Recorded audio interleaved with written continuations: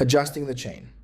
It is recommended that the chains be checked regularly to ensure that they are under sufficient tension.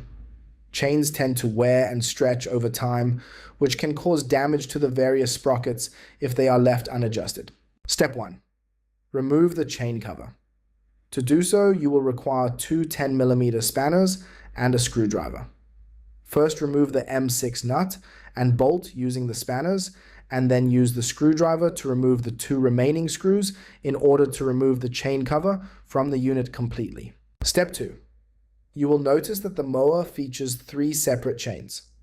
Newer SI units feature an auto adjuster on the cutting chain, which will automatically tension the chain as the cutting cylinder is adjusted downwards, as well as when the chain itself wears over time and becomes longer.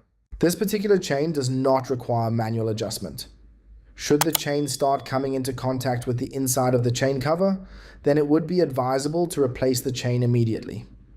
Older units feature a manual nylon adjuster located in a slot, which can simply be loosened and slid higher to provide the chain with additional tension. Step 3. The remaining 2 chains can be adjusted simultaneously. To do so, you will require a 13mm spanner to slightly loosen the 2 nuts found on the inter-adjustment bracket, allowing you to slide the bracket into a position in which both chains are tensioned correctly.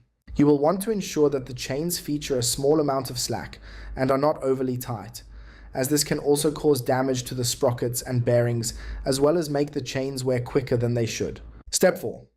Once both chains are sufficiently tensioned, the nuts on the inter-adjustment bracket can be tightened up once more. You know you have set the correct tension if the chain has a slight slack and is not overly tight or stretched.